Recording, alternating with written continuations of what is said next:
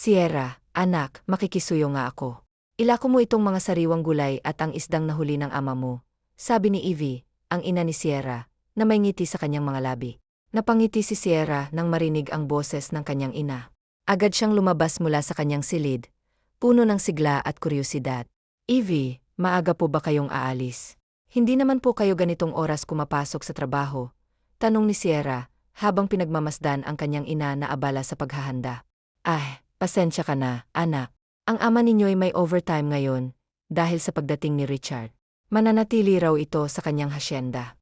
Sa loob ng ilang taon, palaging mga caretaker lang ang nag-aasikaso sa malaking lupain niya, at sa wakas, naisipan na niyang manatili rito. Mawawala na ang paghahari-harian ni Riley, paliwanag ni Evie, na may kaunting panghihinayang sa tono. Si Riley ang caretaker ng lupa ng kanilang amo, at kilala ito sa pagiging malupit sa mga trabahador, kasama na ang kanyang ama. Kaya naman, hindi may kakaila ang saya ni Sierra sa balitang ito. Sabi ko naman kasi sa inyo, Albert, Evie, sinulyapan niya ang mga ito, puno ng determinasyon. Maaari naman ninyo silang ireklamo kay Richard, Sandali, si Richard ba? Matanda na po, tanong ni Sierra, na puno ng pag-aalinlangan. Ikaw na bata ka, natawa ang kanyang Evie. Si Richard ay 35 pa lang. 10 taon nang tanda sa iyo, iha. Matanda na bang 35? Parang hindi naman po masyado, Evie, naiiling niyang sagot, bago siya tumalikod upang ilako ang mga paninda. Ako na hong bahala rito. Basta, Evie, kapag may bakanteng trabaho, gusto kong kumasok sa inyo. Anya, puno ng pag-asa. Ikaw na bata ka. Pasaway ka talaga, naiiling na sabi ng kanyang ama. Masisira ang balat mo doon, at saka ayaw naming nagbubungkal o nagtatanim ka. Sapat na sa amin na ikaw ang maglako ng mga paninda natin. Napabuntong hininga si Sierra, puno ng pag-unawa sa mga alalahanin ng kanyang mga magulang. Ayaw talaga akong payagan ng aking magulang na magtrabaho ng iba, bulong niya sa sarili. High school graduate siya, ngunit hindi nakapagkolehiyo dahil sa kakulangan ng pondo para sa matrikula. Napagkasunduan nilang magpamilya na mag-ipon muna at saka siya babalik sa pag-aaral. Ngunit para kay Sierra, nais na niyang tumulong sa kanyang pamilya. May 2 pa silang kapatid na nasa high school, kaya mukhang matagal pang matutupad ang mga pangarap na ito. Maglalako ka? Tanong ni Bradley, na bagong gising at kusot ang mata. Kaya naman mag-asikaso ka na at maaga pang pasok mo. Ang kapatid mong si Brent, hindi mo pa sinabay gisingin, sagot ni Sierra, na nagtataas ng kilay habang pinagmamasdan ang kanyang kapatid. Kambal ang dalawa, habang siya naman ang nag-iisang babae at panganay. Gising na ako, napangiti si Bradley. Sige na, mag-almusal na. May tuyo akong nilutot sa noodles. Mukhang masarap ang ulam, kaya't iyak na marami ang bibili. Paniguradong marami rin ang papakyawin, sagot ni Sierra, puno ng pag-asa. Ganoon talaga siyang ganda, dahil sa malaanghel niyang mukha, napakaamo at palaging nakangiti. Gulay, isda, sigaw ni Sierra habang naglalakad patungo sa baryo, kahit na napakainit ng panahon. Morena siya at tila wala nang maitim pang natira sa kanyang bala. Atawid na sana siya nang may kotseng huminto sa gilid niya. Saan dito ang hasyenda ni Richard? Tanong ng lalaking nakasakay sa kotse, na may aura ng kayamanan at kapangyarihan. Unahan pa ho, sagot niya, puno ng sigla. Bili ka na nitong ulam, andar na ito. Napasigaw na si Sierra, puno ng determinasyon. Buwisit na turista. Hindi na nga nagpasalamat, hindi pa bumili. Nagulat siya nang bigla itong huminto. Bumaba ang matangkad, nakasunglases, at guwapong lalaki, na sa tingin niya ay tiyak na turista. May lahi kasi sa mukha pa lang nito, kaya't hindi maikakaila ang kanyang kagandahan. Magkano lahat ng yan? Tanong nito, na ikinangiti ni Sierra. Bibili ka. Salamat naman. Pero kung lahat ito, baka nasa 5,000 po. Ngunit hindi na siya nito pinatapos. Bigyan mo ng 1-0, 000 ang babaeng yan, utos nito sa tauhan na nagpapayong sa kanya. Malaki ho ang 1-0. 1,000 lang ho ang paninda ko, sagot ni Sierra, naguguluhan at nahihirapan sa sitwasyon. Nais sana niyang habulin ang lalaki ngunit nadapa pa siya. Kapag minamalas ka nga naman, bulong niya sa sarili. Ang paninda ko sa iyo na to, pahabol pa niya kahit na nakasubsob pa sa daan. May kamay na umabot sa kanya. Careful, miss. Keep it. Mas mukhang kailangan mo. Salamat sa pagtuturo ng direksyon.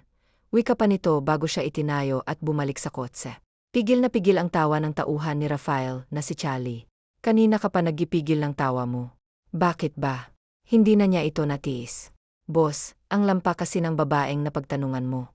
Pinagkamalan ka pang turista. Hindi niya alam ikaw mismo si Richard. Baka sadyang hindi lang niya talaga ako kilala. Hindi naman lahat ng tao kilala ako, at mas gusto ko nga ang ganon. Tungkol sa pagiging lampa niya, tama ka, may pagkaenggot ng babaeng yon. Sang-ayon niya kay Charlie. Pero, boss, maganda. Mukhang anghel, napakaamo, dagdag pa ni Charlie, na tila nahuhumaling sa kagandahan ni Sierra. Hindi na kumibo si Rafael.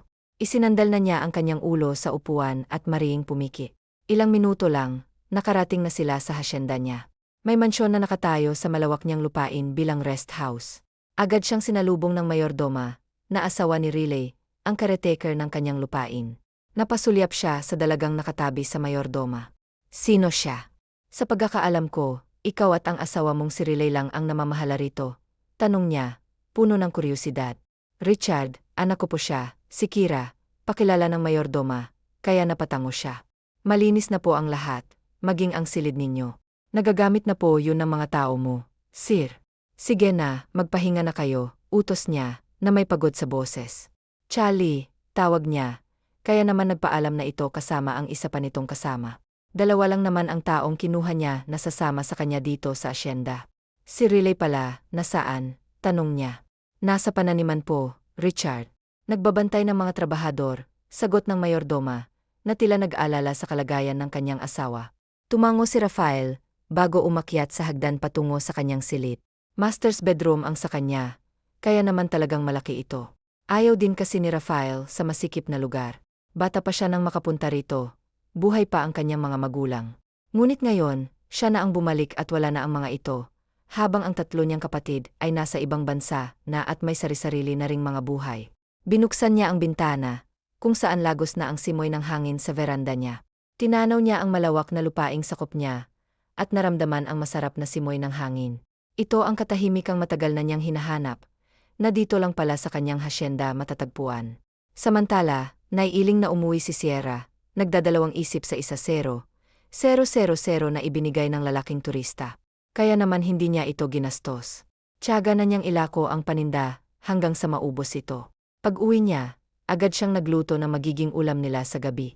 Ngunit iniisip pa rin niya kung anong gagawin sa pera. Ibalik niya kaya ito sa may-ari. Pumunta ito sa hasyenda ni Richard, kaya paniguradong nandoon pa rin ito. Agad siyang nag-ayos bago umalis sa bahay, kahit na bahala na kung mapagalitan ng kanyang ama. Ang mahalaga, ibabalik niya ang perang basta na lang ibinigay sa kanya. Nakapasok na siya at balak na sana niyang mag-doorbell sa mansyon nang bigla niyang makita ang turista na palabas na. Buti nandito ka pa, tuwang-tuwa pa siya. It's you again, takang-taka ito. Here's your money. I don't need money. Hindi naman kasi nakuha ang paninda ko, konsensya ko pa to. Sabay na ibinalik niya ang pera sa lalaki. Sierra. Hello, Gloria. Ibinalik ko lang ho itong pera sa turista ninyo, nakangiting sabi pa niya. Sierra, sinong turista? Hindi turista si Richard, siyang may-ari nito. Nanlaki ang mata ni Sierra at napabaling sa lalaking tinatawag niyang turista. Galit na tinitingnan siya ni Gloria, ang asawa ni Riley. Nagmata pobre sa mga magulang niya. Ay, hindi ko naman ho alam na siya po pala si Richard. Nahihiyang sagot ni Sierra, bago napaiwas ang tingin. Pasensya na po. Sa susunod kasi, alamin mo para naman hindi ka padalos-dalos na magsalita. Makakarating to sa iyong mga magulang. Grace, that's enough. She didn't do anything. Sinabi niyang hindi niya ako kilala and that's it. Walang big deal sa ginawa niya. And the money. Sinulyapan siya ni Rafael. Keep it. Lumikot ang mata ni Sierra. Ah, naku, Richard, hindi ho ako kumukuha ng pera na hindi ko naman pinaghirapan. Ganito na lang. Nakapangalumba ba ito habang nag-isip? Dalhan mo na lang ako ng paninda mo na sapat sa 1-0 na ibinigay ko, mas maganda nga yon. Agad siyang sumago. Sage ho. Salamat at pasensya na ulit, Richard. Pasensya na rin po, Gloria. Maging sa mayordomang si Grace ay humingi siya ng pasensya, kahit napaskil pa sa kalooban niya. Simpleng bagay lang naman kasi ay nais pa nitong palakihin. At kahit naman hindi ito magsabi sa kanyang mga magulang, talagang may balak siyang sabihin dito. Naiiling na umuwi si Sierra, habang si Rafael ay napangiti sa dalagang si Sierra. Hindi kasi niya inaasahan na ibabalik nito ang 1-0. Richard, binigyan mo siya ng 1-0. 0-0-0. Napakalaking halaga, curious na tanong ni Grace. Tinuro niyang daan kung saan ang hasyenda, at binili ko rin ang paninda niya. Alam mo, Richard, itong anak kong si Kira, masipag din sa pagtatanim at saka naglalako rin, napasulyap siya sa tinutukoy nitong babae. Ngumiti si Kira sa kanya, puno ng pag-asa at determinasyon. Kaya naman napatango si Rafael. Lalabas na muna ako. Samahan mo si Richard, Kira, utos pa ni Grace. Ngunit tinanggihan ito ni Kira, dahil mas nais niyang si Charlie ang isama. May tao na akong sasama sa akin, sagot niya bago lumabas na nagtungo sa bahagi ng lupain na tinataniman. Dito niya nakita si Riley na nakamasid sa mga trabahador. Richard, ikaw pala, agad itong lumapit sa kanya. Kamusta naman ang pananiman? Simpleng tanong niya. Anong oras na, hindi pa ba magmemeryenda? Tanong ni Rafael. Nga, boss, parang pagod na sila, sang-ayon ni Charlie. Sinusulit lang natin, Richard, ang pasahod, sabi ni Riley. Magsimula na kayo sa pamimeryenda. Opo, Richard, masusunod ho, sagot nito bago tinawag ang mga tao. May mag-asawang lumapit sa kanya. Alam naming hindi mo kami tanda, ngunit ikaw ay tandang-tanda namin. Hindi ko tanda, ngunit may nasabi si Daddy na naging kaibigan siya rito, sagot ni Rafael sa mag-asawa. Kami ho yon, Richard. Ikinalulungkot ko ang pagpanaw ng inyong mga magulang. Pasensya na hindi kami nakapunta sa kanilang huling hantungan. Inapasabi niya na bago siya mamatay, maraming salamat daw sa pagkakaibigan ninyo. Richard, sila ang matagal na rin dito sa hasyenda, sabat ni Riley. Tama ba ang pagpapasweldo sa inyo? Tanong ni Rafael sa mag-asawa, ngunit agad na sumabat si Riley. Abay, naman, Richard. Sapat na sapat ang pasweldo sa lahat. Mabuti naman, at kung may kailangan o may problema, maaari kayong lumapit sa akin dahil nandito na ako. Bilin pa niya, na tila ikinatuwa ng mag-asawa. Samantala, tulala si Sierra, dahil sa hindi maalis sa kanyang isipan ang kahihiyang ginawa niya. Nailako mo bang lahat? Tanong ni Albert, ang kanyang ama, nakadarating lang. Evie, Albert, nakita ko na po si Richard. Inagalitan pa nga ako ni Gloria, napaka-big deal sa kanila eh. Hindi ko nga kasi kilala, paliwanag niya. Umiwas ka na sa gulo. Iwasan mo si Richard, dahil alam mo mainit ang mata sa atin nila Riley. Baka isipin pa'y nagpapapansin ka. Ang anak nilang si Kira, mukhang balak ibugaw kay Richard, paalala ni Albert. Napakunot noo si Sierra. Napakasama talaga ng ugali ng mag-anak na yon. Sige ho, ipapakisuyo ko na kay Brent ang panindang pinakyaw ni Richard. Sagot niya bago napailing sa ilang araw na pamamalagi sa hasyenda. Maayos naman ang lahat para kay Rafael. Hinihintay rin niya ang dalagang si Sierra, nadalhan siya ng ipinangako nito. Richard, may naghahanap po sa inyo, wika ni Grace, na agad niyang ikinatalo. Iniisip niyang si Sierra ito, ngunit hindi pala. May dala itong mga gulay at maraming seafood. Richard, ako po yung kapatid ni Ed Sierra, ako po si Brent. Nakipagkamay ito. Ito na ho pala yung pinapabigay ni ate. Maraming salamat daw po. Bakit hindi siya naghatid sa akin? Tanong ni Rafael. Sabi po kasi niya may gagawin pa daw po siya. Napasulyap ito kay Grace na nakikinig. Kumusta po? Bati pa nito sa mayordoma. Pakisabi na gusto ko siyang makausap kaya puntahan niya ako rito. Utos niya kay Brent, na agad naman itong sinunod. Inabot ni Rafael ang basket kay Charlie. Ipaluto mo ang lahat, ipamerienda mo sa mga tao, utos niya. Pumasok na siya sa kanyang silid. Hindi nagustuhan ang ginawa ni Sierra sa kanya. Boss, mukhang interesado ka sa babaeng, yun Pasimpleng napasipol si Charlie. Imbes na sumagot, nagtanong si Rafael. Pwede mo ba akong gawan ng hidden CCTV na nakalagay sa isang maliit na teddy bear? Boss, yakang-yaka yan. Bakit, may nais ka bang subaybayan? Tanong ni Sierra. Gusto ko lang malaman ang mga ginagawa niya sa bahay nila. Gawan mo ako't ilagay mo sa silid niya. Dapat walang makakita at hindi dapat niya mapansin. Basic lang, boss. Bukas na lang ay nakasetup na yung sa silid niya. Sagot ni Charlie, na ikinakintango naman ni Rafael. Si Sierra talaga ang umagaw ng kanyang atensyon. May mga nais siyang malaman tungkol sa dalaga, lalo na sa personal nitong impormasyon. Ngayon lang siya, nahumaling sa isang babae. Nandito na ho si Sierra, wika ni Grace nang kumatok ito. Pinapasok ni Rafael si Sierra.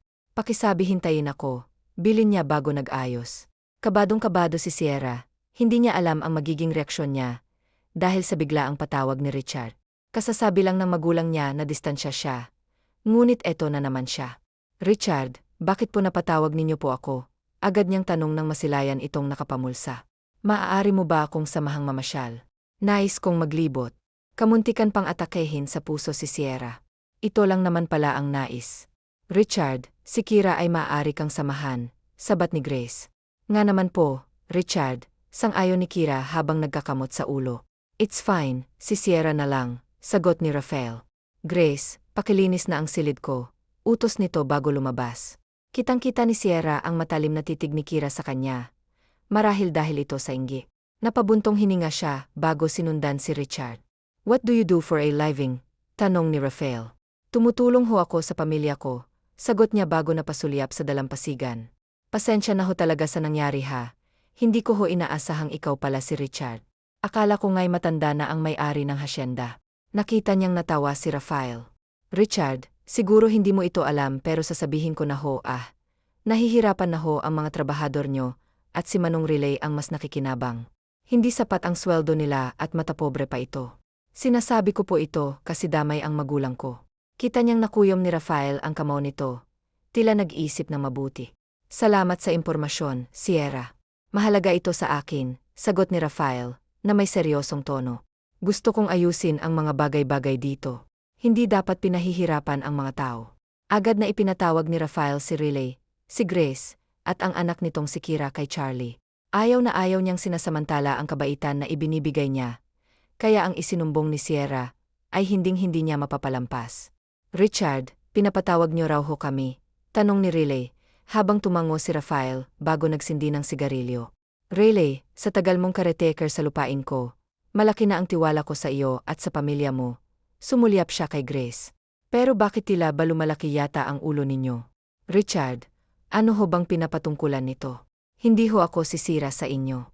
Malaki ang pasasalamat ko sa tiwalang ibinibigay niyo sa amin. Gusto kong umalis ka na sa pagiging caretaker. Si Grace ay mananatili sa pagiging mayordoma rito sa mansyon ko kasama ang anak ninyo. Ngunit hindi ko na ipapahawak sa iyo ang pamamahala sa lupain ko. Bukod sa may nakarating sa akin na balita, hindi ko na rin naman kailangan pa ng caretaker dahil nandito na ako. Maaari na kayong mag-uyan ng anak mo. Baling pa niya kay Grace. Salamat sa serbisyo mo. Sumenya siya kay Charlie na palabasin na si Relay. Richard, sino nagsabi ng balitang yan sa inyo? Huwag naman sana kayong maniwala agad. Riley, tapos na ang usapan. Ayokong humaba pa ito. Hindi ako nagbitaw na masasakit na salita. At ang perang nakulimbat mo ay wala na akong planong bayaran. Kahit papaano, kinukonsidera ko ang nagawa mo sa lupain ko. Mang Relay, pasensya na, pero makakalabas ka na. May gagawin pa si boss. Gloria, balik na ho sa trabaho. Si Charlie na ang nakiusap sa mga ito. Hindi na ito pinansin ni Rafael, dahil ayaw niyang magali. Iba kasi ang ugali ni Rafael kapag talagang gali siya. At alam iyon ni Charlie. Boss, nakalabas na si Mang Relay at sa tingin ko, may sama siya ng loob sa biglaang pagtanggal mo. Habang si Aling Grace ay walang imik na bumalik sa trabaho. Mabuti naman, mas magandang ganun na lang. Kaya makarinig siya ng salita sa akin na hindi niya malulunok, walang emosyon niyang sago. Pero boss, ano bang dahilan? Tanong ni Charlie, nagtataka. Ay nagtataka, pinahihirapan, at niloloko niya ang trabahador, sinabi sa akin ni Sierra. Naniwala ka kaagad, boss, sa maamot anghel niyang mukha. Sa tingin mo, magsisinungaling siya. At isa pa, pansin ko na rin kay Ronan. Don't question me, Charlie, seryosong sagot ni Rafael. Pasensya na ho, boss. Nagulat lang ako. Nga pala, boss, yung hidden camera na pinalagay mo sa bahay ni Salisa, ayos na. Maaari mo na pong magamit ngayon. Inabot nito ang laptop sa kanya. Naka-install na dito, boss. Good job. Makakaalis ka na. Iwan mo na ako, utos niya. Agad na agad naman itong sinunod. Alam ni Salisa na pagalitan siya ng kanyang ama, kaya naman natatakot siyang lumabas sa kanyang silid. Lumabas ka na, may pag-usapan tayo, utos ni Albert. Sinabi ko lang naman ho ang totoo. Pagkakataon na niyang malaman ang ginagawang kabalastugan ni Mang Relay, katwiran ni Sierra, kahit na wala pang sinasabi ang ama niya. Hindi ba sinabi kong huwag kang didikit kay Don Rafael? Mahirap na't baka pag-initan ka eh. Totoo lang naman ho ang sinabi ko at saka, Albert, ano naman masama?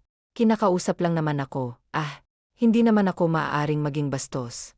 Iwasan mo na lang magkaroon ng mas malalim na relasyon kay Don Rafael, dahil ayokong pagpiestahan ka ng mga misis dito. Seryoso ang ama niya. Yun lang naman po ang ginawa ko, sinamahan ko lang siya. Wala naman pong ibang dahilan. Naiiling na pumasok na si Salisa sa kanyang silid. At isa pa, masyadong matanda sa kanya si Rafael. May balbas din ito. Bagay lang naman sa kanya. Kaya lang ay wala talaga siyang pagnanasa. Umalis siya para sa lalaki. Malabo rin na magka-interes ito sa kanya. Dahil mahirap Lalbert sila. Kaya ano bang inaalaala ng kanyang ama? Totoo palang natanggal na si Ruin sa pagiging caretaker. Napakasakit, kasi dapat lang naman noon. Paano, bilib ako sa taong nagsabi kay Don Rafael. Kung makikilala ko siya, baka bigyan ko pa ng pabuya. Mga Marites, baka marinig naman tayo ni El Relay. Ito mapag-initan pa tayo. Nakikinig lang si Salisa habang namimili sa tindahan at may nagchichismisan na mga Marits.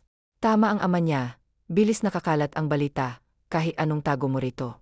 Napailing si Salia, bago akmang aalis na upang bumalik sa bahay at magluto. Masalubong niya si Kira na pinagtitinginan ito ng mga tao. Oh, anong tinitingin-tingin nyo? Artista ba ako? Ha?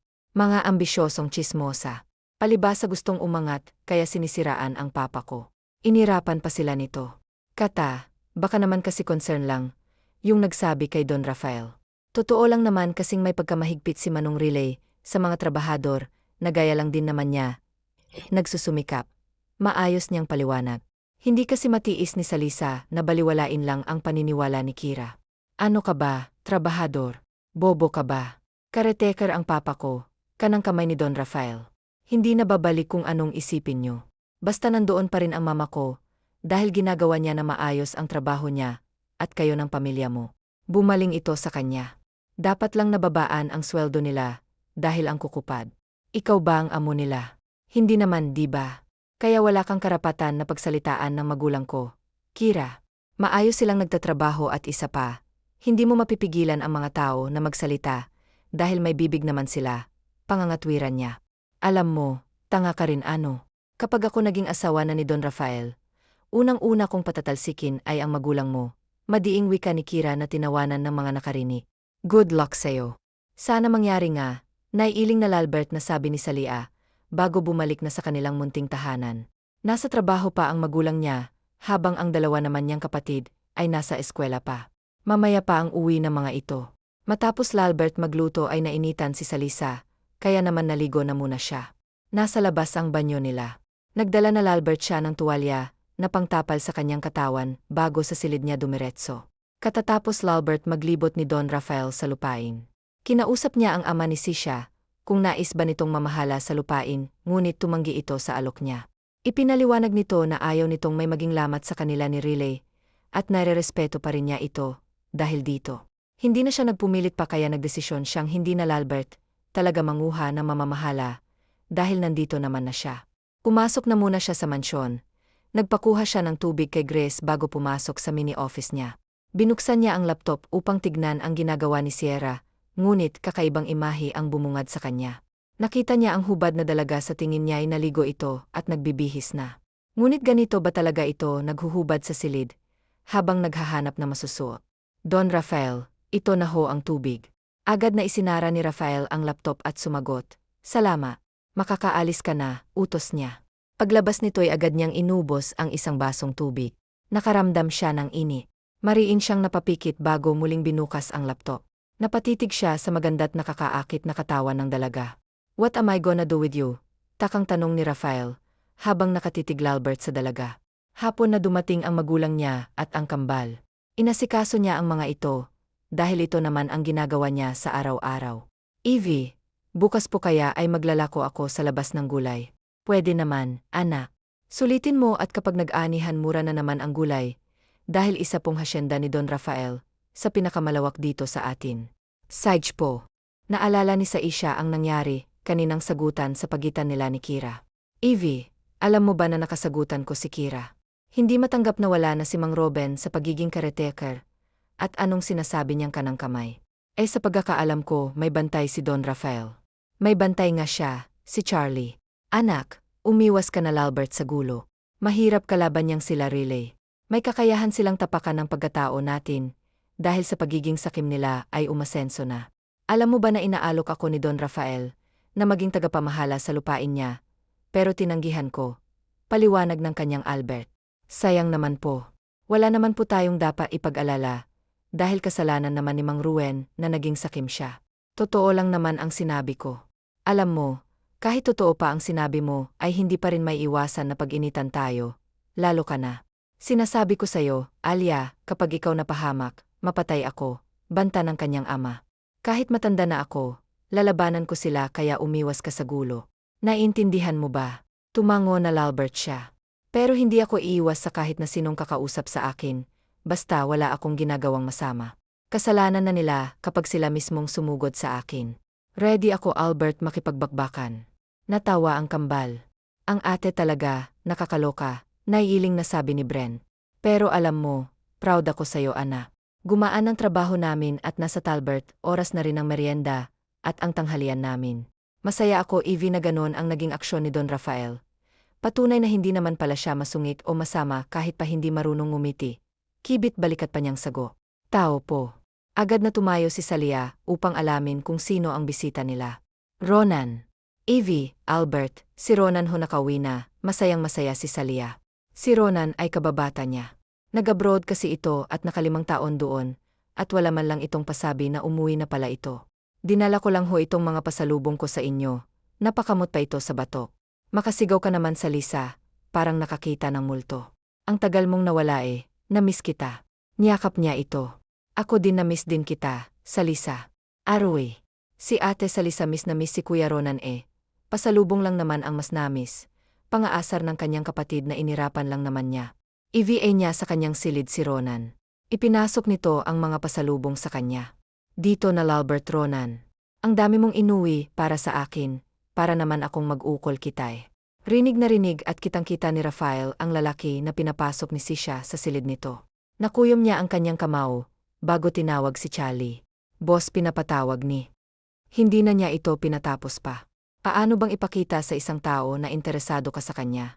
Nanlaki ang mata ni Charlie. Boss hindi ko ugaling ulitin ang sinasabi ko. You know me, Charlie. Ah boss, sa tingin ko dapat mong bigyan ng bulaklak, tapos dalhin mo sa romantic place. Sa bulaklak muna ako magsisimula at bantayan mo ang lalaking nagtungo sa bahay nila. Ayokong nilalapitan niya si Salisa. Boss pahiram pala nung laptop may ayusin pa ako. Hindi na ako na Albert ang bahala sa lahat mabilis niyang tanggi, na ikiniling na Albert ni Charlie. Panibagong araw panibagong rocket, at diskarte na naman si Salisa, para mabili ang paninda niya. Mamaya ay may usapan sila ni Rendo, na papasyal sa dalampasigan, upang masulit naman nila ang ilang taon na hindi nila pagkikita. Miss na niya ang kanyang kaibigan. Grabe ang iyak niya na mag-abroad ito ngunit naiintindihan naman niya dahil sa hirap ng buhay nila. Gayon nakaangat-angat na ito at may kotse na rin. Nagbuntong hininga si Salia bago akmang lalabas na sa bahay nang may isang truck na puno ng bulaklak ang pumarada sa harapan ng bahay nila sa may kalsada. Wala pa naman ang magulang at kapatid niya, kaya siya na lang ang tao sa bahay nila. Ah Manong, para kanino po yan? May kakasal. Ba't napakarami ng bulaklak na yan? Takang-taka si Salia. Maam dito po mismo sa bahay to ide-deliver. Para daw po kay Maam Salisa, sagot ng pahinante na ikinagulat niya. Hoho si Manong talaga, sa akin pa nag-joke pambili nga ho na ulam didiskarte ko pa ngayon pambahay, at pakayari yan, at isa pa bakit naman ho ako magpapadelivery anuhin ko yan. Maam bayad na ho ito sa nagpa-deliver. Na Lalbert po kayo magsabi inutos Lalbert ho ito sa amin Manong. Agoy si Manong naman talaga, napakapalad biro, gustong matawan ni Salia. Sino daw ho ang nagpa-deliver kakausapin ko't baka na mali lang. It's me. Bigla na Lalbert sumulpot si Don Rafael. Don Rafael. Ano ho prank ito kayo naman nag-abala pa kayo? Matagal pa naman ng kasal ko, biro pa niya. Ibaba na ninyo, utos nito na ikinakunot ni Salan ng no. Sandali hep-hep huwag niyong tatangkain na babayan sandali lang mga Manong Pugi. At kakausapin ko lang ho si Don Rafael. Binalingan niya ang lalaki. Bakit bibigyan mo ako ng isang truck na bulaklak Richard? Para sa saan po ba ito? Charlie told me na bulaklak ang magandang ibigay sa babae. Para malaman niyang interesado ako sa kanya. Naside si Sierra. Interesado ho. Ano daw ayaw mo sa mga bulaklak? Hindi naman ho sa ganon, pero Don Rafael, napakadami ho niyan saka kung interesado ka sa akin ano ho ang dahilan wala ho akong perlas diamante gold. Ano pa man may perkarlas ka ho. Nawiwerduhan na si Salisa sa ikinikilos ni Don Rafael. I mean I don't need that. Marami na ako niyan, boss. Anong gagawin namin sa mga bulaklak? Bahala na kayo, sagot na Albert ni Rafael. Bago bumaling sa kanya, sino yung lalaking nasa kwarto mo? Ng lalaki ang mata ni Sala. Sandali, paano mong nasabi lang sa akin ng Albert mo? Nakahinga na maluwag si siya, akala naman niya'y sinisilipan siya ni Rafael. Kapag nagkataon, ay baka makita nito kung paano siyang magbihis. Wala ka naman sigurong boyfriend Don Rafael, sinasayang mong oras ko, kailangan ko pang maglako, bibilhin ko na lahat yan, samahan mo na lang ako na maglakad ulit sa dalampasigan eh.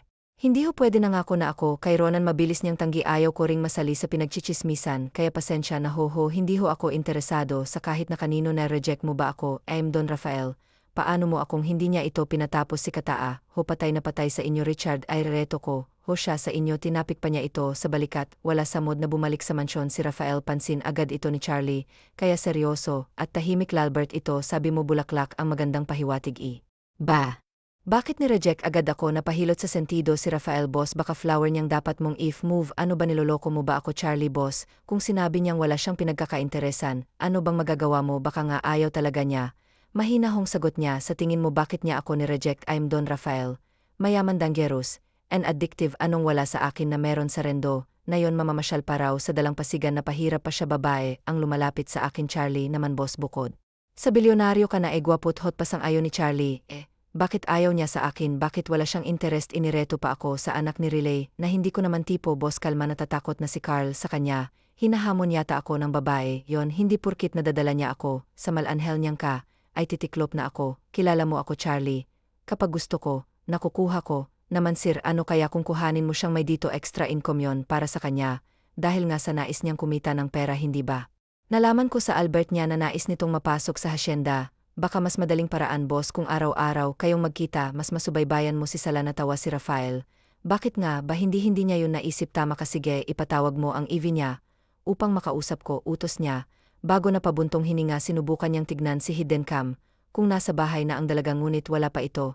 Dahil kung anong ayos ng silid nito ay ganun pa rin naman at hindi pa ito naiiba. Muling nag-flash sa isipan ni Rafael ang nakakaakyat na katawan ni Saya sa edad niyang 35 ay sa 25 anyos. Albert pala si sa mahuhumaling sa dinamirami na magagandang babae, modelo, artista, at may mga lahi pang natikman niya, ay kay Salisa. Albert, siya nasabik. Don Rafael, pinatatawag niyo raw ho ako. Natigilan sa pag-iimagin si Rafael at isinara ang laptop. Ngumiti siya sa ina ni Salia. Rafael na Albert, ho ako ang dapat magpo at opo sa inyo, pinatatawag ko po kayo dahil naghahanap ako ng mga aripang makasama dito sa mansyon.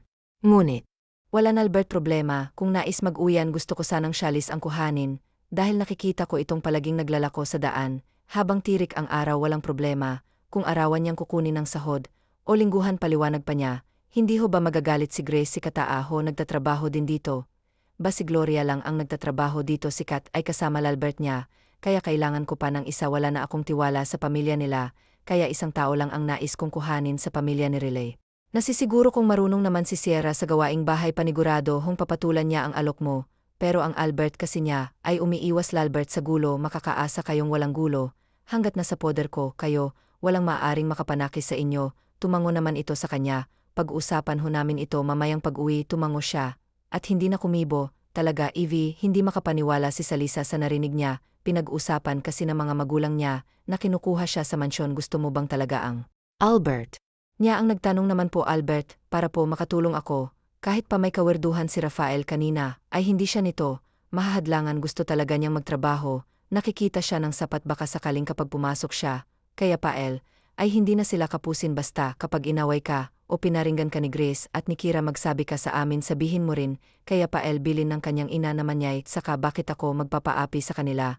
Kahit naman mahinahon ako magsalita at hindi halata ang galit sa mukha ko, lalaban ako. Asus, tama ka na ate, para kan Albert. Tunay, kamusta bang pamamasyal niyo ni Kuya Ren doon sa dalampasigan? Natatawang tukso ng kanyang kapatid na si Brent na patitig sa kanya ang Albert niya. Kababata mo si Ronan, hindi ba ayokong malalaman na naglilihim kayo sa akin, Salisa? Hindi kami mahigpit ng EV mo, pero ayaw naming malalaman na ligaw daan ka, Albert. Hindi kami nakikiuso na hayaan kang makipagliyaw sa daan. Gusto ko ay dito sa bahay manliligaw bil ng kanyang ama sa kaibigan ko. Siguraduhin mo lang at sa mansyon umayos ka. Ayokong gagaya ka sa Kira na iyon. Ibinubugaw nila Grace. Hindi ka uhaw sa lalaki, Sierra. Maging mabuti kang babae upang ang lalaking mahuhumaling sayo ay alam na mabuti kang babae at hindi basta nakukuha ng iba. bilin pa ng Albert niya. Albert, kaya walang lumiligaw sa'yo. Ganyan ka nakakatakot kang maging tatay. Natatawang sabat ng kapatid niya, na ikinailal Albert ni Sierra. Masaya siyang pumasok sa kanyang silid, pasayaw-sayaw pa siya habang natutuwa. Duster niya at ipinakita ang kulay ng kanyang underwear. Bukas tatanong ko sa'yo, parang baliw na sambit pa niya, bago humiga at natulog. Samantalang ang nagkakape si Rafael, ay naibuga ang hinihigop niyang kape. Dahil sa kabaliwan ni Sierra.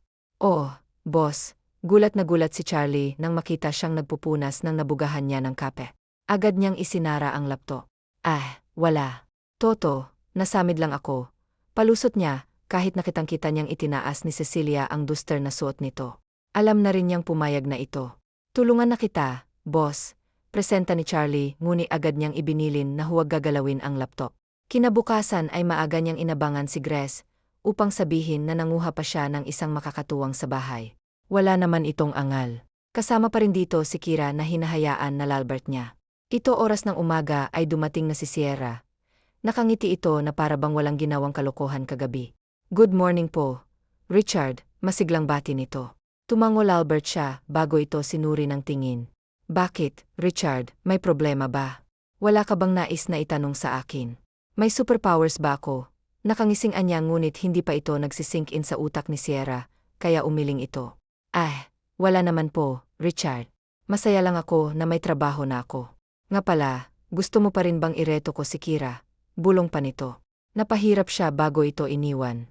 Alam naman na nila Grace ang magiging gawain ni Sierra, at ibinilin niya na huwag iaasa sa dalaga ang lahat. Tanging punas lang ng mga gamit ang gagawin nito, at magdidilig lang. Umayag naman ng mayordoma niyang si Grace, at wala naman itong angal. Nagtungo si Rafael sa mini-office niya, kung saan nakakonet ang lahat sa laptop niya. Ang CCTV sa buong area, maging sa mga bedrooms, guest rooms liban lang sa mga banyo. Pumwesto siya, tinutukan ng dalaga. Sa ngayon, nakikita niya itong nagsisimula na maglinis. Napapangiti siya, dahil napapasayaw pa ang dalaga. Boss, iba na ang tama natin Bigla na Albert sumulpot ang tao niyang si Charlie. She's mine, Charlie. Unang kita ko pa lang sa kanya, nakuha na niya ang atensyon ko. Pag-amin niya. Sa tingin mo, ano pang paraan ang dapat kong gawin upang mapalapit siya sa akin? Gusto mo ba, boss, paspasan? Boss, aminin mo na agad na gusto mo siya, para makuha niya ang atensyon mo tapos halikan mo. Palpak ang unang turo ni Charlie, kaya naman nagdadalawang isip na siya sa sinasabi ni Charlie. Isip ako ng ibang paan. Tanging sagot niya, bago sinara ang laptop at lumabas na kasama si Charlie.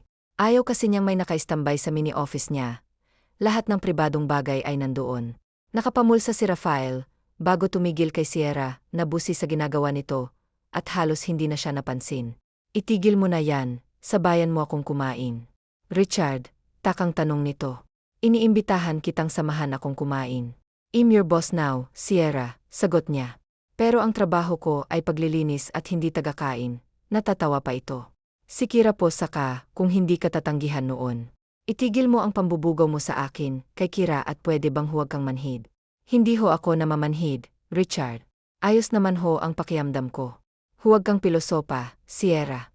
Pagkatapos mo diyan ay natigilan si Kira sa sinasabi nito nang makita siya ay hello.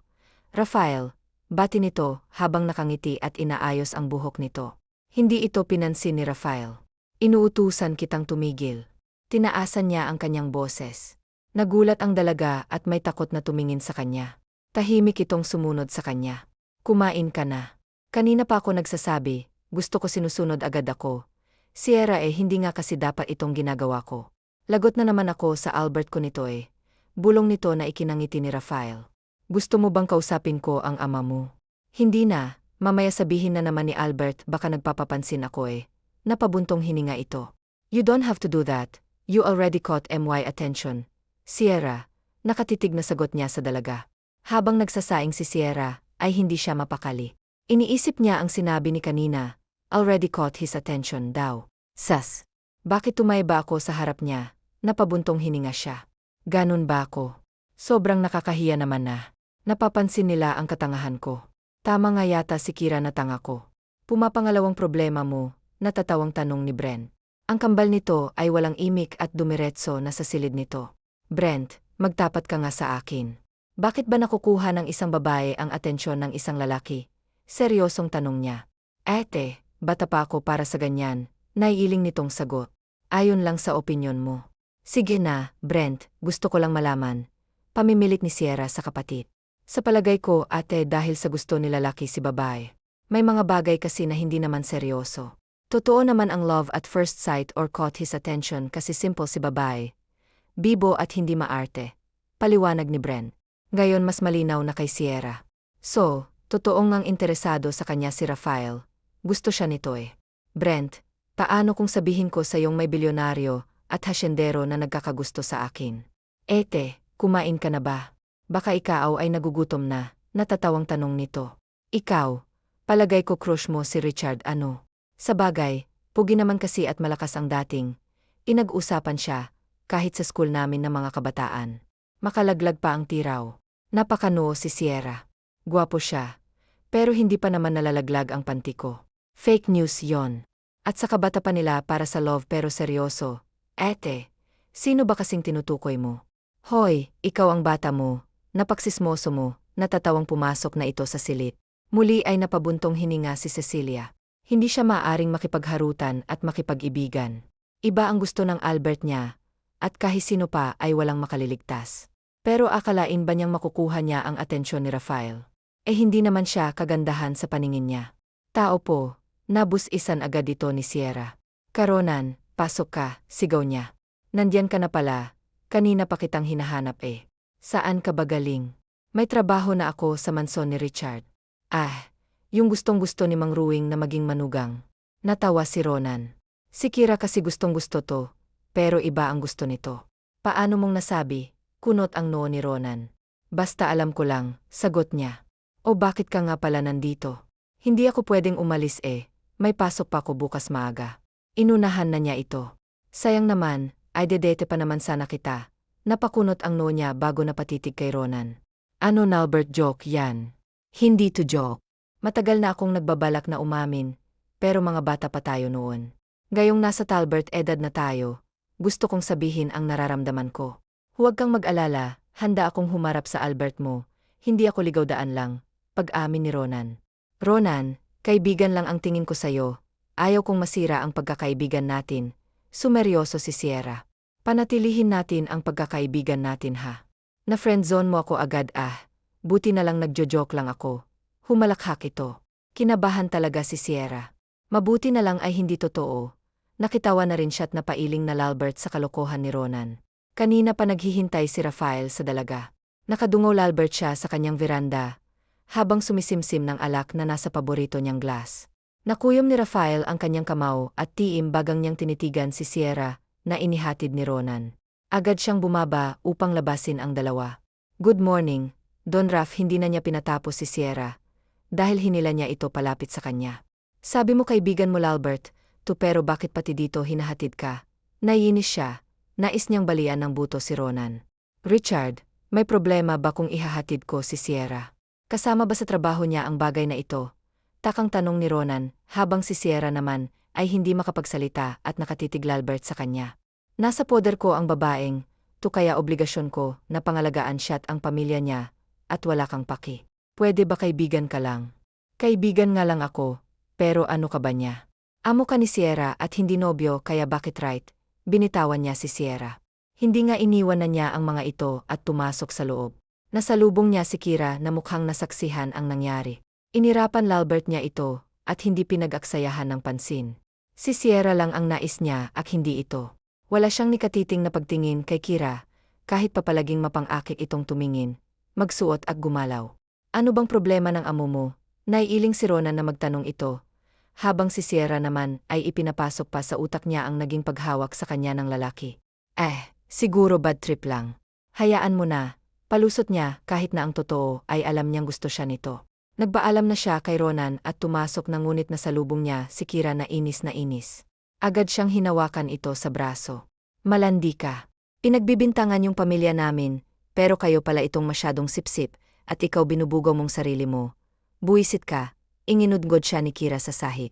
Lumalaban si Sierra ngunit nakauna si Kira, kaya naman siya ang napuruhan. Iparating ko sa lahat na ikaw at ang pamilya mong ahas at sakang sipsip. Hindi yan totoo. Pilit na sumagot si Sierra. And now, Kira.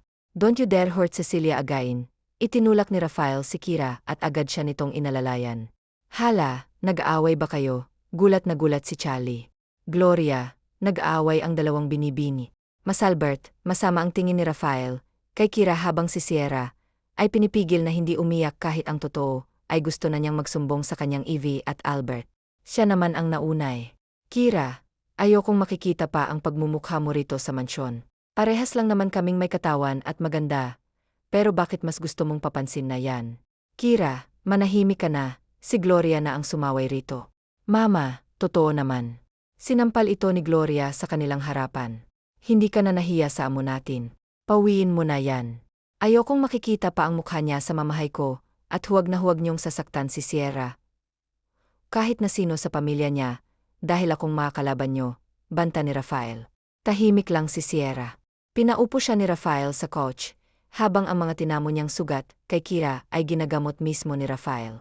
Gusto kong magsampa ng kaso sa babaeng yon.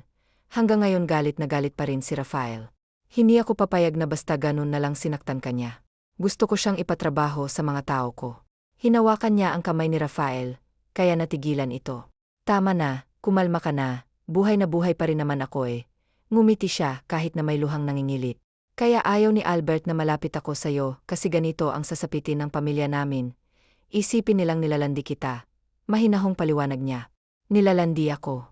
Nga ang lumalandi sa'yo, Sierra, napaira pa ito. Interesado ako sa'yo una pa lang kaya papaano nilang nasasabi na kailangan mo pang magpapansin. You don't have to do that. Bakit kasi ako pa? Mahirap lang kami, magsasaka lang ang magulang ko at naglalako lang ako ng gulay tapos katulong mo ako. Bakit ako pa? Sa itsura mong yan, marami kang makukuhang babae. Bakit sa akin ka pa nagtitiyaga?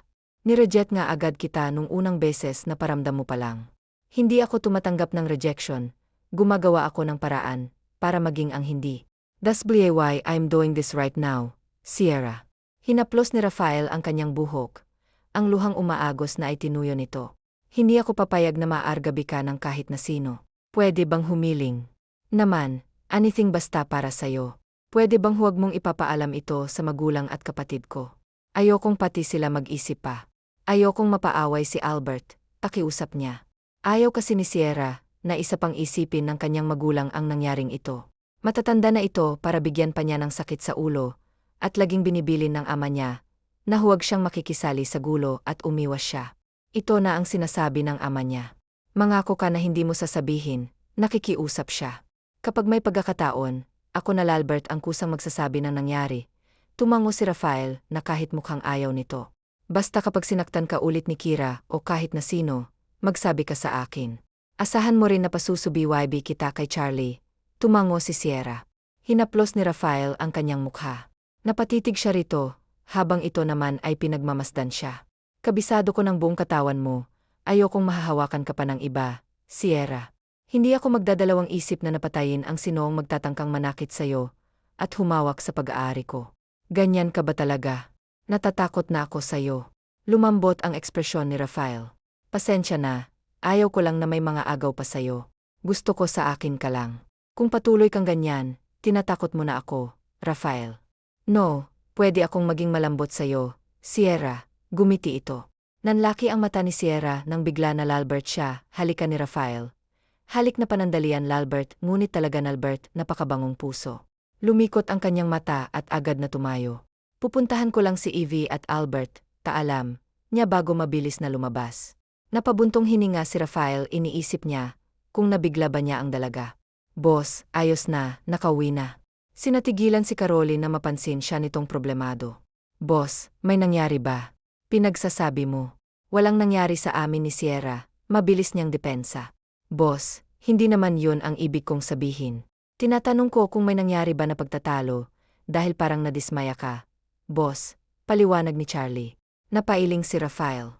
Sa tingin mo lalayo uli siya, imbis na sumagot ay nagtanong din siya. Bakit ba boss? Kapag may ginawa kang masama, lalayo talaga yun, boss. Ang babaeng gaya ni Sierra dapat dinadahan-dahan, huwag mong bilisan, boss. Baka lalo kang hindi makabayan. Hinalikan ko lang naman masama na ba yun?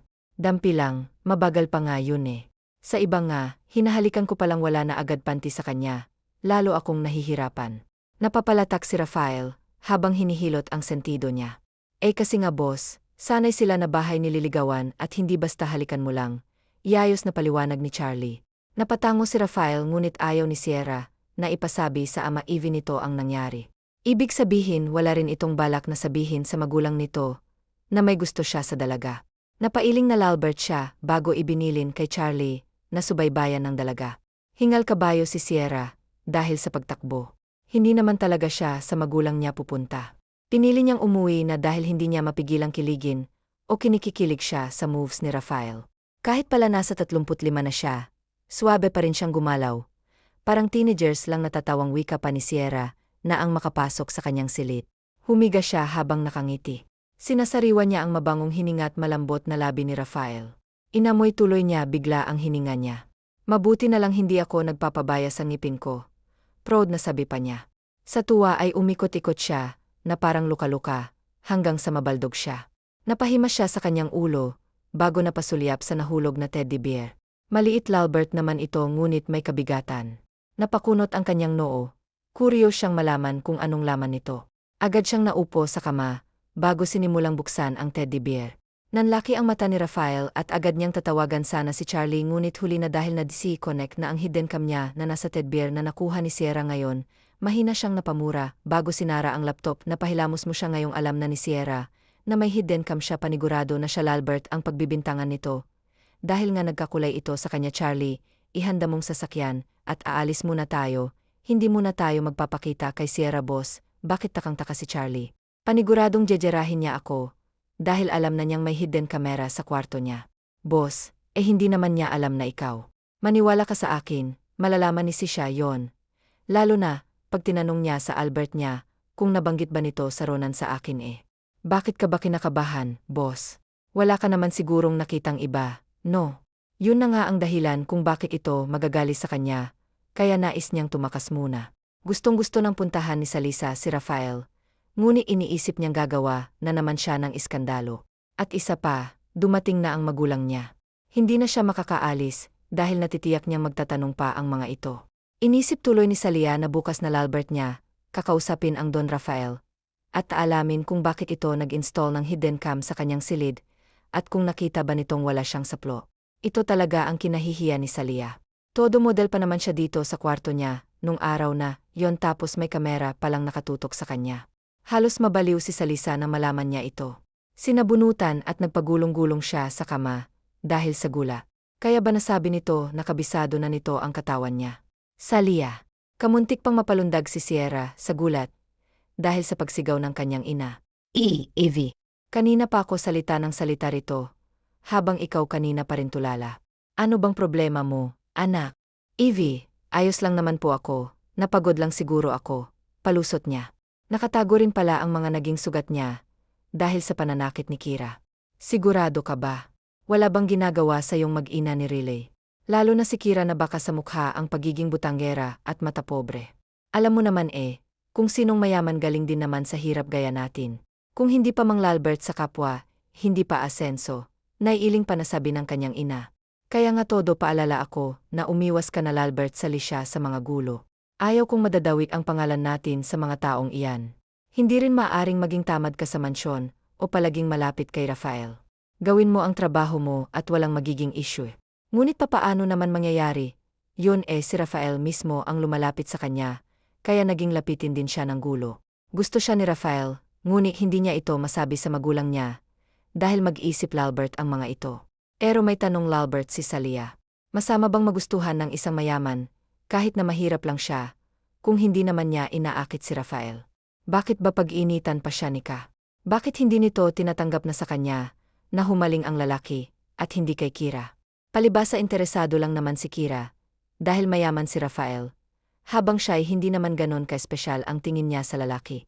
Talbert amo ito na magulang niya, at amo na rin niya. Pero hindi naman dahilan, yun para halos sambahin niya ito. Kung interesado talaga ito sa kanya, dapat lang na mahirapan ito. Hindi naman kasi sa lahat mabilis makukuha. Kinikilig siya sa lalaki, pero nagdadalawang isip pa rin siya, dahil baka pamilya naman nila ang pagbuhatan ng tsismis. Kaya hanggat maaari tinatago na Lalbert niya ito. Ngunit hindi makaliligtas si Rafael sa ginawa nitong pamboboso sa kanya. Humanda ito kapag pumasok siya bukas. Si At parang in love, Evie. Muling bumalik ang diwa ni Salisa. In love? Kanino naman ba? Salisa, dapat ay kung nais mong magnobyo, ipakilala mo sa amin ang makilatis namin. Ang Albert niya ang sumago. In love agad. Hindi ba pwedeng ini-entertain pa lang? Wala pa, kinikilig pa lang ako, Albert. Saka na lang ho kapag talagang baliw na ako sa tao. Natatawang sabi na Lalbert niya. Ayusin mong bata ka at baka dalawa kayong habulin ko ng ita kapag nalaman kong nakikipaglampungan ka kung saan. Ang Albert talaga. Ano Nalbert, tingin mo sa akin? Nireject ko nga agad eh.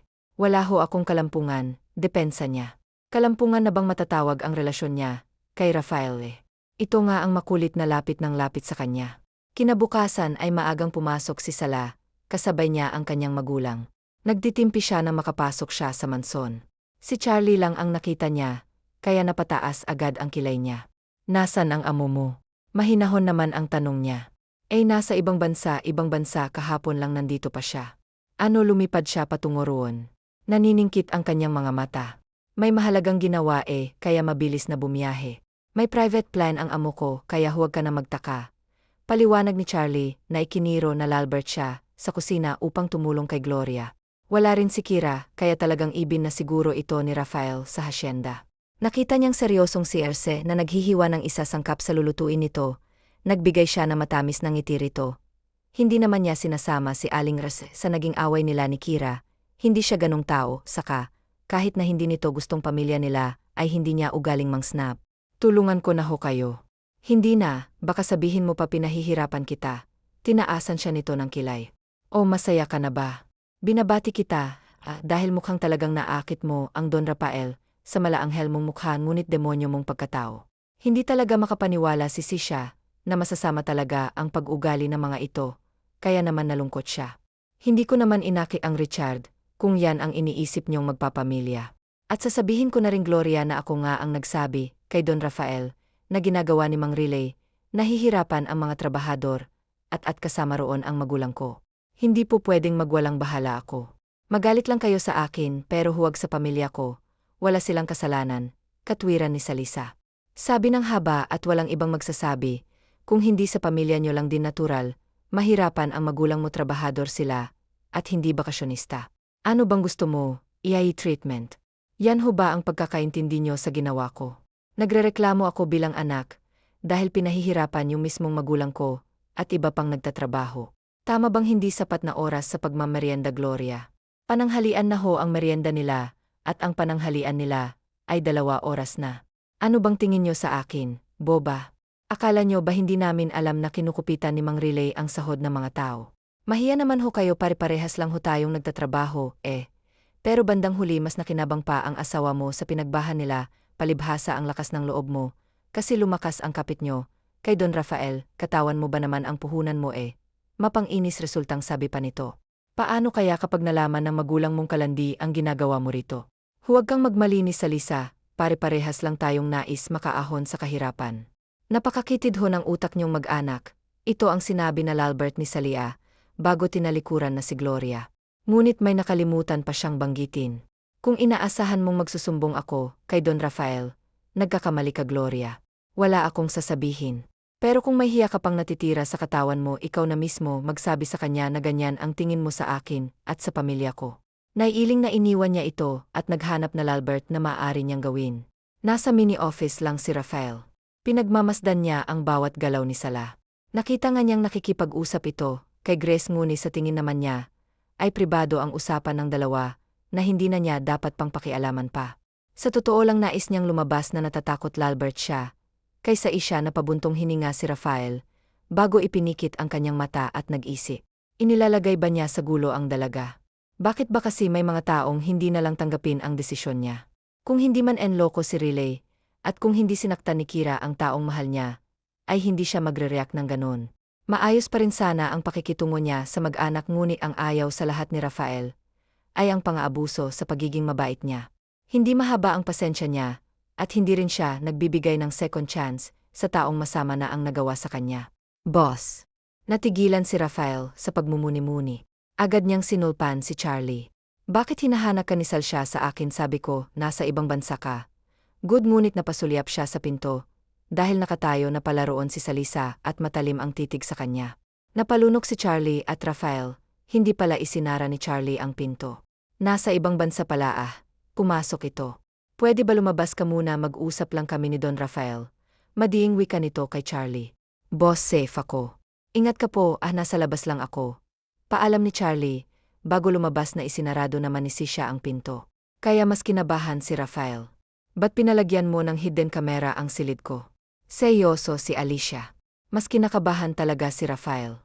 Hindi siya takot sa bala sa kahit na sino pa. Pero sa isang babae lang pala urong ang tapang niya. Gusto kitang mabantayan. I didn't mean to see those things.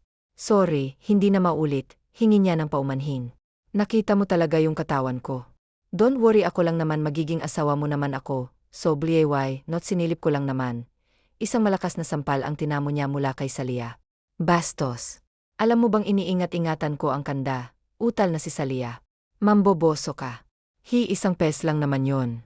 Pero naalala niya ang ginawang pagtaas ni Sierra sa duster nito upang ipakita ang kulay ng panty niya. Pinigil niya ang kanyang tawa, pati pala yung pagtaas mo sa duster mo. I saw the two. Napakamot siya sa kanyang batok, magkakulay siya, at pinakalma si Sierra. Isipin mo na lang na hindi ko nakita.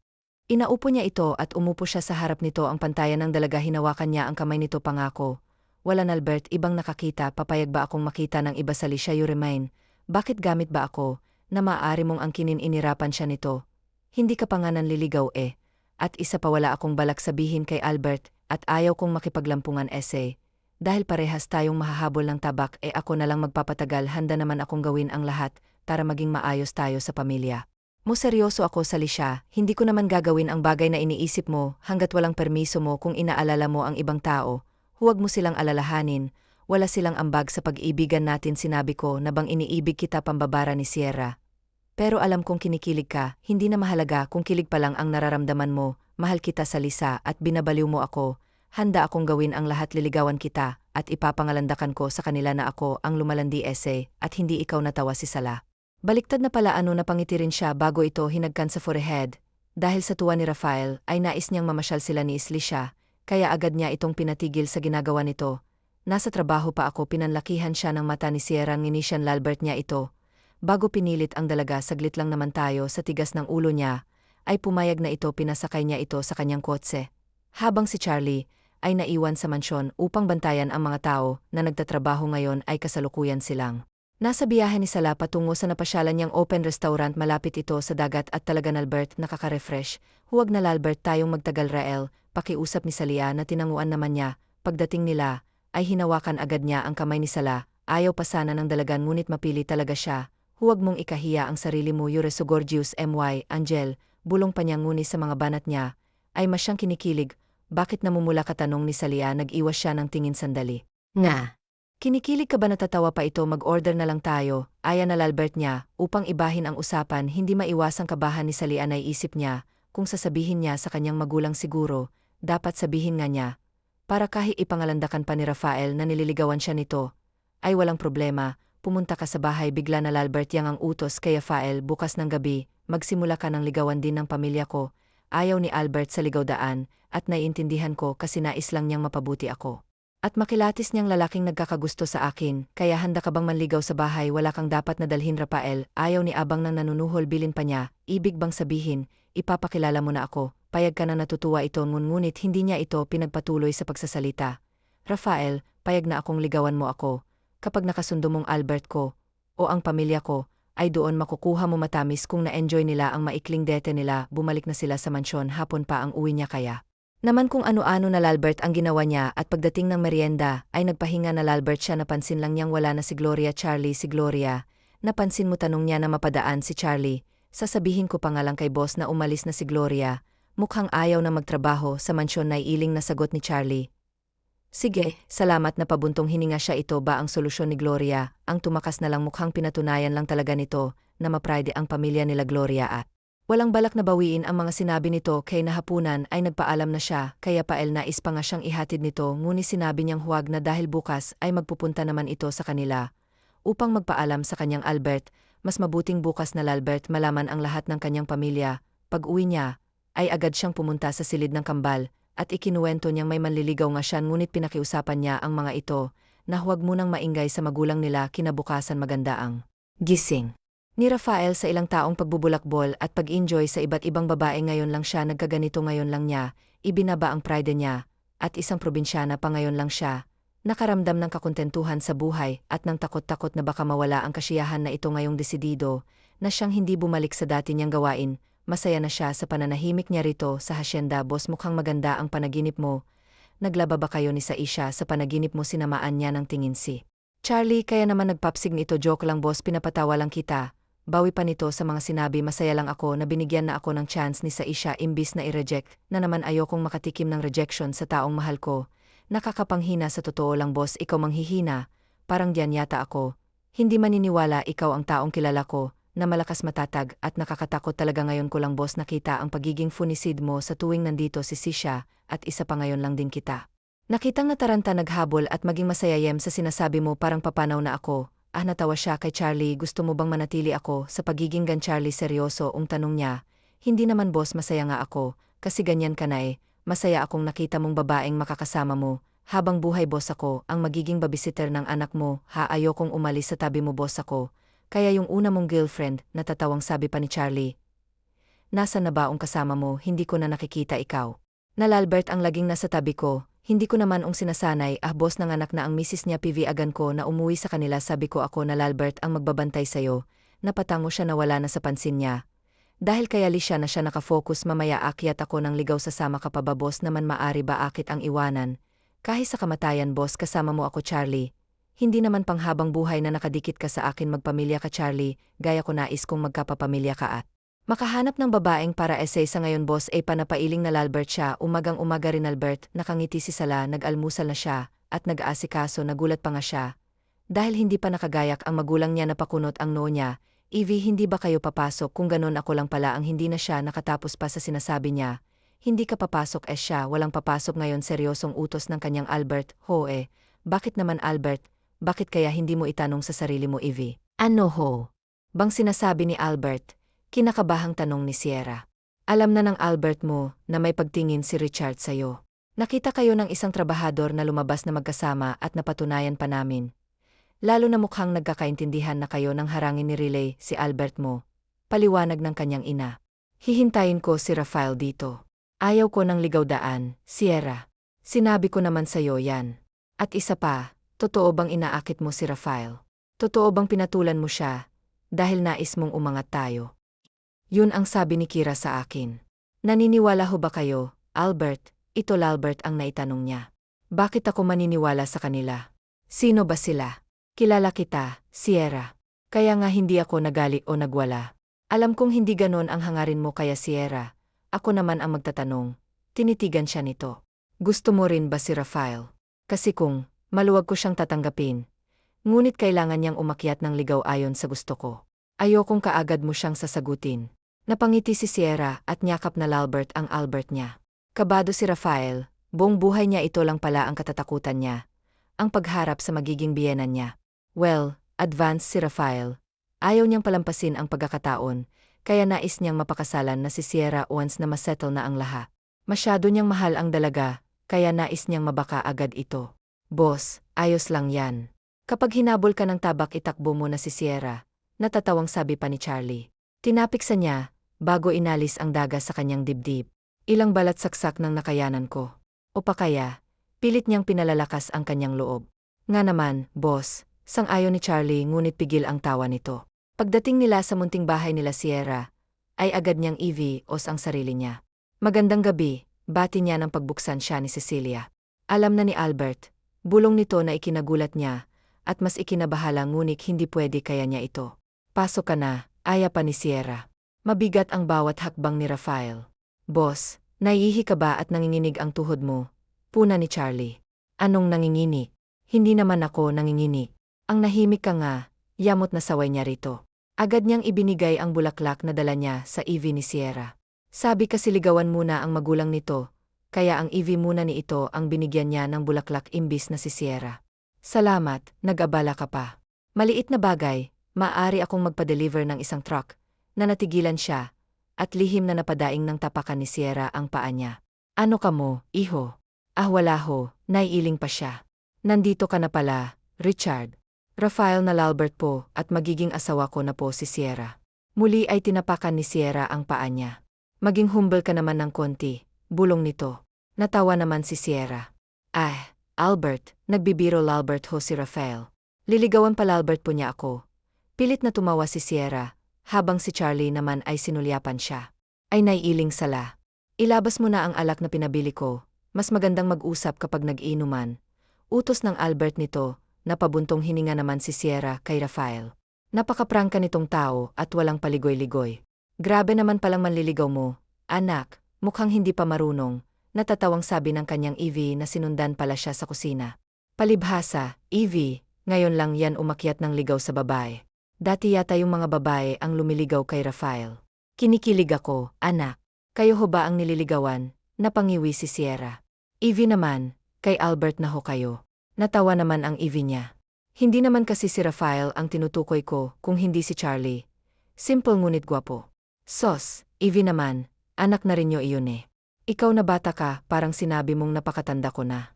Natawa na Lalbert si Sierra, bago dinala na ang alak sa mga bisita nila. Pinaupo naman siya ng kanyang ama sa tabi ni Rafael. Kinausa sila nito at tinatanong kung seryoso ba sila, para kay Sierra naman ay sa tingin niya, handa na siyang pumasok sa isang relasyon. Albert, napakasaya ko, na PV-agan mo akong hindi nakapagsalita pa si Rafael, dahil gumawa na naman ito na parang bata. Ganito na ang eksena sa bahay nila Sierra, lasing na kasi si Rafael, at ang Albert niya, habang si Charlie, ay hindi naman nag-inom dahil sa binabantayan niya si Rafael. Tingnan ang dalawang to parang mga baliw na, naiiling na wika ni Sierra kay Charlie. Ang boss ko yan, ngayon lang yan naging ganyan, naiiling si Charlie. Kinakatakutan siya sa trabaho namin. Ngayon ay ikaw na ang kinakatakutan niya. Sana lang huwag mo siyang sasaktan sa Sierra, pakiusap ni Charlie. Kapag nagloko-lokohan ang boss mo masasaktan talaga siya sa akin literal. Charlie, sagot ni Cecilia. Albert, gumagapang na si Rafael. Nakahiga naman ang Albert ni Cecilia sa lapag at nang narating ito ni Rafael, ay agad nagyakap ang dalawa na pabuntong hininga. Si Sierra, Evie, ipasok na huna niyo si Albert sa kwarto, ako na hong bahala kay Rafael. Pagkakape ko muna ng matapang bago ko ipauwi kay Charlie. Agad na Albert inalalayan ni Charlie, at nang Evie niya ang kanyang Albert. Charlie, kapag naging aswang ang Evie ko sigaw ka lang ha, biro pa niya sa dalawa. Sinamaan naman siya ng tingin ng kanyang Evie. Napailing na Lalbert siya, bago si Rafael naman ang inalalayan pa tayo. Kahit na bigat ay pinilit niyang mapaupo si Rafael. Bakit ba kasi naglasing ka pa? Naiinis niyang tanong. Ayos unang akyat mo ng ligaw pinahirapan mo pa ko. Nagmula si Rafael, napangiti ito na masilayan siya. Ikaw ba ang anghel na pinababa para sa akin? Lasing ka lang. I love you, ngumuso si Rafael na nanghihingi pa ng halik. Ayaw mo na sa akin. Ayaw mo na akong ikis. Nalungkot ito. Sabi na nga ba wala talaga akong pag-asa. Pagdadrama pa nito. Hinagkan niya ito sa pisngi. Pahinga ka na. Gusto mo bang magkape? Mahal mo ba ako? Kasi ako mahal na mahal kita. Napangiti si Sierra. Kahit lasing ka na, nagagawa mo pa rin akong pangitiin. Hinaplos niya ang buhok ni Rafael. Natigilan Lalbert siya nang biglang lumabas si Charlie. Si Evie, tanong niya. Matutulog na rin daw. Ayaw nang palabasin ang Albert mo Si boss naman binili na iwi ko na lang, sabi bantayan ko daw kayo, at baka natigilan si Charlie, at asipol pa baka baka gumawa kayo ng babi daw. Napailing si Sierra bago inirapan na Lalbert si Charlie. Lasing na lasing si Rafael dito na Lalbert siya matutulog sa lapag, maglalatag ako, sa kotse na lang ako, matutulog na patango siya kay Charlie. Gusto mo bang magkape? Magtitimpla ako. Hindi na, antok na rin ako Mas mabuti nga rito muna kami magpalipas ng gabi. Wala kasing mag-aasikaso kay boss sa mansyon, kakaawa naman. Tumango na Lalbert si Sierra at napangiti. Inaalala talaga ni Charlie si Rafael. Natutuwa siya na kahit wala pang babaeng natitipuhan noon si Rafael, ay may karo naman siyang nag-aalala sa kanya. Habang tulog si Rafael, ay pinagmamasdan ito ni Sierra, ngunit naisipan niyang punasan ito. Dahil pabaling-baling ito at hindi makatulog ng mahimbing. Kumuha siya ng maligam-ngam madahan ni ang inalis ang pangitaas nito. Ngunit nagulat siya na magsalita ito. Please don't, ay mahal na ako, ayokong masaktan si Sierra, ayokong magali siya, mahal na mahal ko siya. Napangiti siya bago nagsalita. Ako to si Sierra. Mahal na mahal din kita, Rafael, kahit ano pang maging tingin nila sa akin, o ano pang sabihin nila. Hindi kita iwan, babaliwalain ko ang lahat gaya ng pagbabal. Wala mo sa kanila ngayon, naniniwala na ako, na totoong mahal mo ako. Simula ngayon mamahalin na rin kita gaya ng pagmamahal mo sa akin. Hinaplos niya ang mukha nito. Tinuloy na niya ang pag-alis